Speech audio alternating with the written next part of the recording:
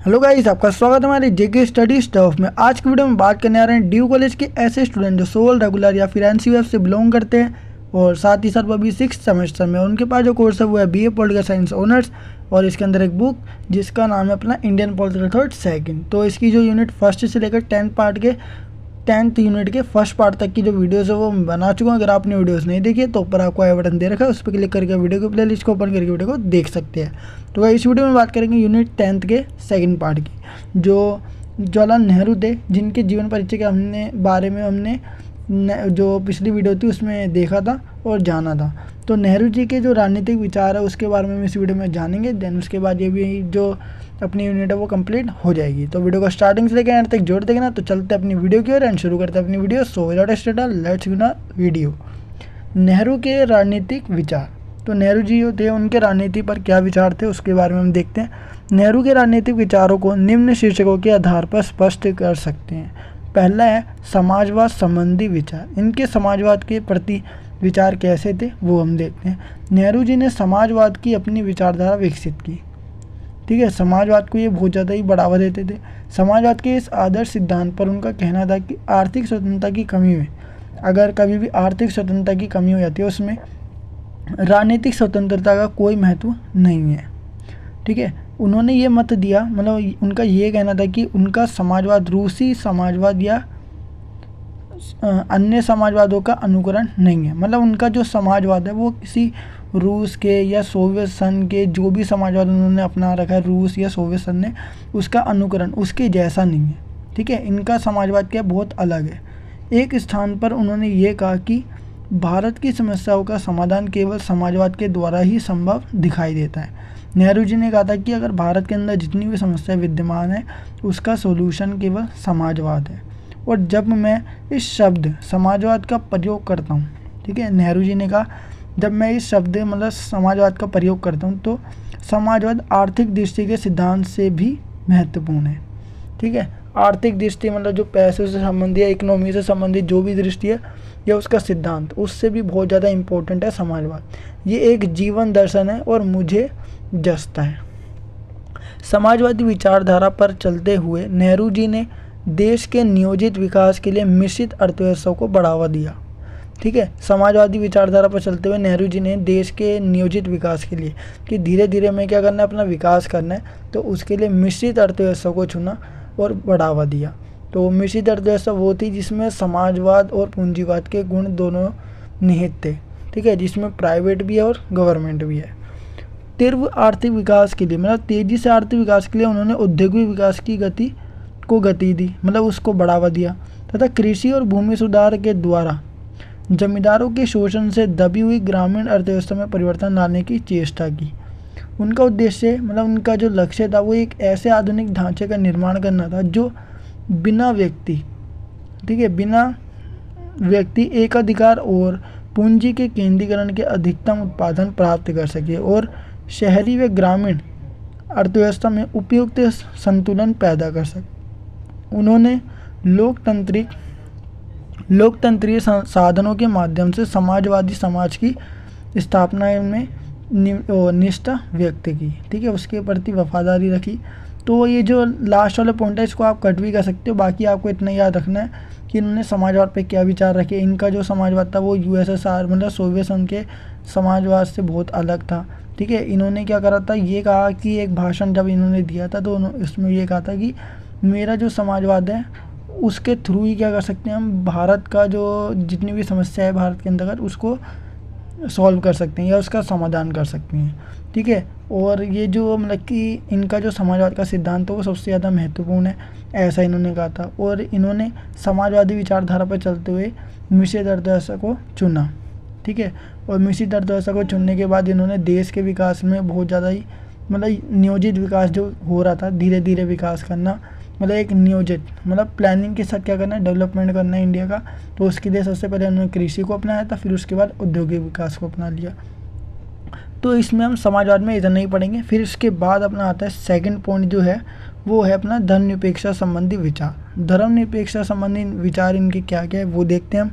तो देखो, नेहरू जी ने धर्मनिरपेक्षता में अपनी गहरी या गहन निष्ठा व्यक्त की, बहुत ज़्यादा निष्ठा इन्होंने व्यक्त की थी या इसकी धर्मनिरपेक्षता के प्रति ये वफादार थे। ठीक है, इसको इस वर्ड पे बहुत ज़्यादा इन्होंने फोकस किया था। धर्मनिरपेक्षता पर विचार व्यक्त करते हुए पंडित जवाहरलाल नेहरू ने कहा, भारत एक धर्मनिरपेक्ष राज्य है, मतलब इसमें किसी धर्म का पक्ष नहीं करना। ठीक है, सभी धर्मों का आदर करना है। कोई भी धर्म अगर मान के चलो कोई व्यक्ति है ईसाई, मतलब मान के चलो हिंदू, मुस्लिम, सिख, ईसाई, बहुत सारे धर्म है वैसे तो, लेकिन अगर कोई व्यक्ति हिंदू है तो उसको अधिकार नहीं है कि वो किसी दूसरे धर्म की क्या करे, आलोचना करे। ठीक है, उसको अपने धर्म के साथ साथ दूसरों के धर्म की भी क्या करनी है, सम्मान करना है, रिस्पेक्ट देनी है उसको। तो इसका अर्थ धर्महीनता नहीं है, इसका अर्थ धर्मों के प्रति समान आदर भाव और सभी व्यक्तियों के लिए समान अवसर, चाहे कोई भी व्यक्ति किसी भी धर्म का अनुयायी या भक्त क्यों ना हो। ठीक है, उसको सभी धर्म का आदर करना है। अगर उसने हिंदू अपना रखा है तो उसे मुस्लिम या ईसाई या सिख इन सब के धर्मों की आलोचना करने का कोई हक नहीं है। ठीक है, इसलिए हमें अपने मस्तिष्क में अपनी संस्कृति के इस आदर्श में पहलू को सदैव ध्यान में रखना चाहिए, जिसका आज के भारत में सबसे ज़्यादा अधिक महत्व या इम्पोर्टेंस है। उन्हीं के शब्दों में, हम देश में किसी प्रकार की सांप्रदायिक सहन नहीं करेंगे।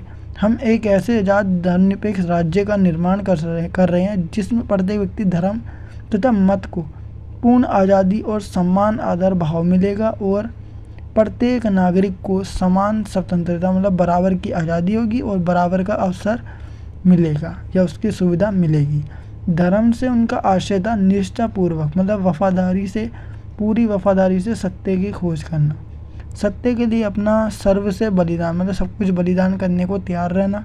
अपने स्वस्थ स्वरूप में धर्म असंख्य व्याकुल आत्माओं को शांति और सांत्वना देने वाली महान शक्ति है, ऐसा पंडित जवाहरलाल नेहरू का विश्वास था। तो ये कुछ टफ वर्ड है, लेकिन इनके शब्द जो थे, इन्होंने अपने शब्दों में यही बातें रखी थी। तो आपको इसको एक बार रीड करना है, 2 से 3 बार, आपको भी ये समझ आ जाएगा। तीसरा आता है लोकतंत्र संबंधी विचार। देखो, समाजवाद वाला भी हो गया अपना, धर्मनिरपेक्ष वाला भी हो गया, और तीसरा है लोकतंत्र संबंधी। नेहरू जी महान लोकतंत्रवादी थे। ठीक है, उन्होंने लोकतंत्र को केवल राजनीतिक क्षेत्र तक सीमित नहीं रखा। अगर हम कभी भी लोकतंत्र के बारे में पढ़ते हैं तो केवल राजनीति में पढ़ते हैं, तो उन्होंने केवल राजनीतिक तक सीमित नहीं किया, बल्कि आर्थिक और सामाजिक क्षेत्रों को भी लोकतंत्र की परिधि में लिया। अगर इकोनॉमी में देखते हैं तो भी ये लोकतंत्र को बीच में लाते हैं, और समाज सोसाइटी वगैरह में भी ये लोकतंत्र की बात करते हैं। उनका कहना था कि सामाजिक अस्पृश्यता और आर्थिक असमानताओं से पूर्ण समाज कभी लोकतांत्रिक नहीं हो सकता। देखो, लोकतंत्र की परिधि में इन्होंने क्या क्या लिया था, राजनीतिक क्षेत्र तो था ही, लेकिन साथ ही साथ इन्होंने आर्थिक क्षेत्र को ही शामिल करा। और आर्थिक क्षेत्र में लोकतंत्र तभी स्थापित हो सकता है, या फिर ये कह लो कि लोकतंत्र तभी हो सकता है जब आर्थिक और सामाजिक तौर पर या सामाजिक क्षेत्र में समानता होगी। अगर आर्थिक क्षेत्र की बात करें, कुछ लोग बहुत ज़्यादा अमीर है, कुछ लोग बहुत ज़्यादा गरीब है, तो इसके कारण क्या हो रहा है, समाज में आर्थिक असमानता फैली हुई है। और सामाजिक तौर पर भी, या फिर समाज में कई प्रकार के भेदभाव, काले गोरे का भेदभाव रहता था। तो इस प्रकार की जो असमानता है, इसके कारण लोकतंत्र कभी भी स्थापित नहीं हो सकता। ठीक है, उनके लोकतंत्र संबंधी विचार निम्न प्रकार के हैं। पहला, नेहरू जी ने जनसंपर्क, मतलब जनता से संपर्क करने के लिए लोकतंत्र प्रक्रिया का एक महत्वपूर्ण अंग माना। ठीक है, जनता से संपर्क करना है, जनता को अगर जानना है या जनता हमें जाने, तो उसके लिए लोकतंत्र की प्रक्रिया होना जरूरी है। उनके अनुसार शासक, मतलब राजा और शासितों के मध्य निकट का संबंध लोकतांत्रिक प्रक्रिया के लिए अत्यंत लाभकारी होता है। दूसरा, नेहरू जी ने लोकतंत्र की सफलता के लिए आत्म अनुशासन पर बल दिया।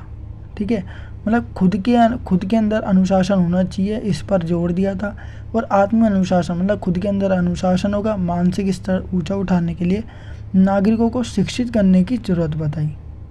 तीसरी बात, नेहरू लोकतंत्र के लिए रूढ़िवादित को घातक मानते थे। जो पुरानी विचारधारा के लोग हैं, या पुरानी सोच के लोग हैं, या पुरानी विचारधारा को ही मानते हैं, तो उनको घातक बताया, बहुत नुकसानदायक बताया। उनका विचार था कि लोकतंत्र तो गतिशील विचारधारा है, इसकी विचारधारा बदलती रहती है, वह अपनी समस्या को तर्क वितर्क से सुलझाए।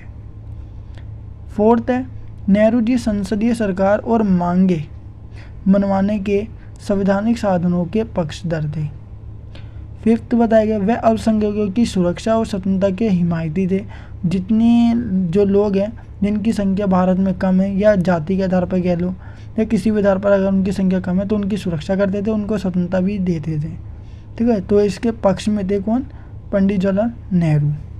फिर आता है राष्ट्रवाद संबंधी विचार। पंडित जवाहरलाल नेहरू ने राष्ट्रवाद को एक भावनात्मक वस्तु के रूप में देखा। उन्होंने लिखा कि राष्ट्रवाद वास्तव में गत प्रगतिशील प्रथाओं और अनुभवों की सामूहिक स्मृति है या फिर एक मूवमेंट्स है, और राष्ट्रवाद की भावनाएं पहले के युग की तुलना में अधिक शक्तिशाली है। ठीक है, पहले के युग की तुलना में अधिक शक्तिशाली क्या है? राष्ट्रवाद की भावनाएं हैं। जब जब देश पर संकट उपस्थित हुआ राष्ट्रवाद ने अपना प्रभुत्व स्थापित किया है। ऐसा किसका कहना है? नेहरू जी का। नेहरू जी ये मानते थे कि राष्ट्रवाद व्यक्ति की प्रकृति में निहित है। व्यक्ति की जो प्रकृति है या मानव की प्रकृति, ठीक है, मानव कैसा है उसके अंदर ही जो है राष्ट्रवाद शामिल है। अपने देश के प्रति निष्ठा भक्ति रखना भी मानव का एक विशेष गुण है। तो इस प्रकार की राष्ट्रवाद की बात कौन कर रहे हैं? नेहरू जी। परंतु नेहरू उग्र राष्ट्रवाद के विरोधी थे। उनका कहना था कि ऐसा राष्ट्रवाद जो अंतर्राष्ट्रीय के विकास में बाधक हो, ठीक है, अंतर्राष्ट्रीय तौर पर क्या हो? विकास में बाधक हो, जिसका स्वरूप आक्रामक हो, स्वार्था त्याज्य हो। मतलब स्वार्थ के लिए वो क्या कर सकता है? हमला कर सकता है। इस प्रकार के राष्ट्रवाद के वो विरोधी थे। ठीक है, इसको हम बोल सकते हैं उग्र राष्ट्रवाद। उनका मत था कि उग्र राष्ट्रवाद मनुष्य के हृदय को संकीर्ण बना देता है, देशभक्ति की भावना को इतना तीव्र बना देता है या तेज बना देता है कि मनुष्य में पृथकता की भावना जागृत हो जाती है। ठीक है, वो अलग होने की सोचता है। अगर वो कोई दूसरा व्यक्ति अगर कोई गलत कार्य करता है, देखो देशभक्ति की भावना होना बहुत ज़रूरी है, लेकिन बहुत ज़्यादा ही देशभक्ति की भावना होना जिसके कारण अगर कोई व्यक्ति देश के बारे में कोई उल्टा भी बोल देता है तो उसको बहुत ज़्यादा गुस्सा आने लग जाता है। ठीक है, मान के चलो कोई व्यक्ति बहुत बड़ा मतलब एक देशभक्त है, वो दूसरा व्यक्ति क्या कर रहा है? बुराई कर रहा है इस देश की। ठीक है, तो अगर वो बहुत ज़्यादा गुस्सा हो जाता है, उसको मारने लग जाता है तो उसकी जान ले सकता है। तो इस प्रकार की जो राष्ट्रवाद की भावना है उसका विरोध कौन करते हैं? पंडित जवाहरलाल नेहरू। ठीक है, तो देखो देशभक्ति की भावना को इतना तीव्र बना देती है कि मनुष्य में पृथकता की भावना जागृत हो जाती है। पंडित जवाहरलाल नेहरू इस संकीर्ण मनोवृत्ति के कभी शिकार नहीं हुए। वे चाहते थे, देखो पंडित जवाहरलाल नेहरू भी क्या थे? देशभक्त थे, लेकिन उन्होंने कभी किसी की जान नहीं ली। ठीक है, वो जागरूक तो थे, वो देशभक्त तो थे, लेकिन वो किसी की जान नहीं लेना चाहते थे। ठीक है, बहुत सारे लोग हैं जो भारत की बुराई करते हैं। ठीक है, और अगर उनके सामने कोई बुराई करता है तो वो जान थोड़ी ना ले लेंगे। तो इस प्रकार की जो विचार थे या इस प्रकार की जो अपनी ये कह सकते हो प्रकृति, ठीक है, व्यक्ति की प्रकृति अगर इस प्रकार की होगी तो वो उसके विरोधी थे। कौन? पंडित जवाहरलाल नेहरू। देशभक्त होना जरूरी है, लेकिन व्यक्ति की प्रकृति बहुत ज़्यादा बदल जाए वो नुकसानदायक है। ठीक है, तो उस चीज़ को लिमिट में रखना चाहिए। पंडित जवाहरलाल नेहरू इस संकीर्ण मनोवृत्ति के, ठीक है, जो इस प्रकार की मनोवृत्ति थी उसके कभी शिकार नहीं हुए। वो देशभक्त थे लेकिन इस प्रकार के शिकार नहीं हुए जो मैंने अभी आपको बताया। वे चाहते थे कि भारतीय राष्ट्रवाद शांति, ठीक है, राष्ट्रवाद हो, शांति, सहअस्तित्व मतलब सब लोग मिलके रहे, सहयोग करें और मैत्री मतलब मित्रता की भावना से पूर्ण आदर्श विश्व के समक्ष रहे, ठीक है, रखे तथा अंतर्राष्ट्रीयतावाद को प्रोत्साहन दे। ठीक है, नेहरू और अंतर्राष्ट्रीयवाद का क्या बताया गया वो देख। नेहरू महान अंतर्राष्ट्रीयवादी थे। वे शांतिपूर्ण सहअस्तित्व और विश्व राज्य के आदर्श में विश्वास करते थे। यूएनओ के मतलब संयुक्त राष्ट्र संघ के आदर्शों में उनका दृढ़ विश्वास था, बहुत ज़्यादा विश्वास था और वो विश्वास मजबूत था। भारत के लिए गुटनिरपेक्षता की विदेशी नीति उनका सबसे बड़ा योगदान है। पंचशील सिद्धांतों का जो प्रतिपादन था उसको करके उन्होंने अंतर्राष्ट्रीय क्षेत्र में भारत की शांति प्रियता का परिचय दिया। जैसा कि आप सबको पता होगा कि चीन जो था उसके साथ भारत ने क्या करे थे? जो पंचशील समझौते थे, मतलब 5 समझौते, मतलब एक समझौता था उसके अंदर 5 बातें रखी गई थी कि भारत जो है वो कभी मेरे आंतरिक मामलों में या अंदरूनी मामलों में दखल नहीं देगा। ठीक है, तो इस प्रकार की जो बातें थी ना वो चीन और भारत के बीच में रखी गई थी। ठीक है, वो क्यों रखी गई थी? ताकि भारत के अंतर्गत और चीन के अंतर्गत शांति बनी रहे। ठीक है, तो इसी के साथ जो अपनी यूनिट 10th है वो भी कंप्लीट हो जाती है। बाकी इसके बाद अपनी जो यूनिट 11th है उसके बारे में हम नेक्स्ट वीडियो में बात करेंगे, फिर उसको भी हम जल्द से जल्द कंप्लीट कर देंगे। आई होप गाइस आपको वीडियो जरूर पसंद होगी। अगर आपको वीडियो पसंद है तो वीडियो को लाइक शेयर कमेंट करना बिल्कुल ना भूलिए, और साथ ही साथ अगर आप हमारे चैनल पर नहीं हो तो चैनल को सब्सक्राइब एंड बेल नोटिफिकेशन पर क्लिक करके आप हमारे आने वाली हर वीडियो की नोटिफिकेशन तुरंत प्राप्त कर सकते हैं। सो गाइस मिलते हैं नेक्स्ट वीडियो के साथ। So thanks for watching this video.